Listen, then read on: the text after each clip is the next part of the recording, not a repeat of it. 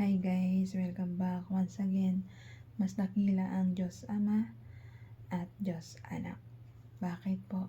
Kasi po sila po talagang makapangyarihan dito sa ibabaw ng mundo, silang dalawa.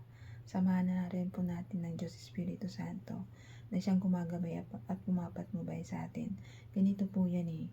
Ang Diyos Ama ay siyang pinakadakila sa lahat, kasama ng kanyang anak na si Jesus Christ. Pag naniniwala at nananampalataya ka na meron tayong mga Diyos na dakila at kapuri-puri na dapat sambahin, at tsak na tsak pinapatnubayan ka ng Diyos Espiritu Santo. Ang Diyos Espiritu Santo po, sila po yung mga Diyos. Sila po ay galing sa ating mga Diyos, Diyos Ama at Diyos Anak. At lalong-lalo na ginagabayan ka ng Diyos Espiritu Santo.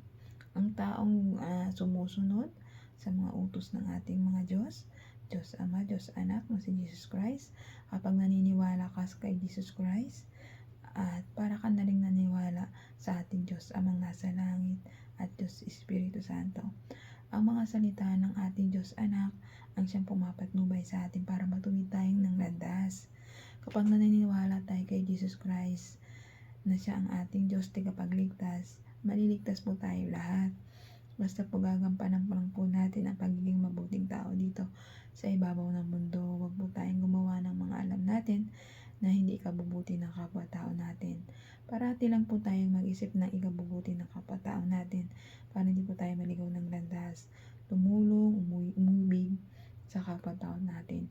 Huwag po tayong manakit kasi ang pananakit natin sa kapwa-tao natin ay isa po yung malaking kasalanan sa ating Diyos Anak. Kasi bakit? Kasi po, nananakit tayo, nananalbahe tayo, emotionally at physically. Huwag po natin gawin yun. Puro kabutihan lang po ang gawin natin sa kapwa-tao natin. Pagbigay, umibig. Pairalin natin ng pag-iibigan dito sa mundong ito.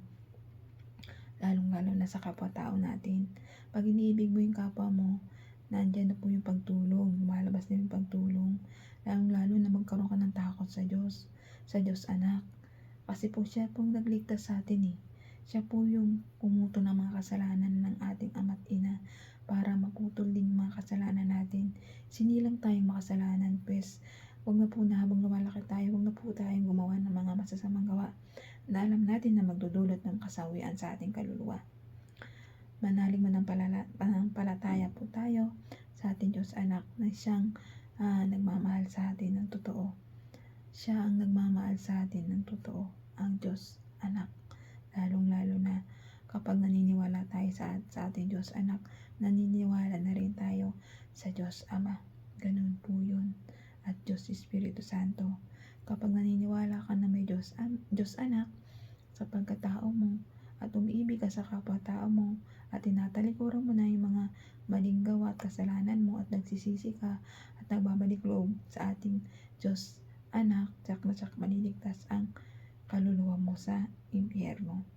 Kaya hanggang dito na lang ang aking advice. Ingat po tayong lahat and God bless.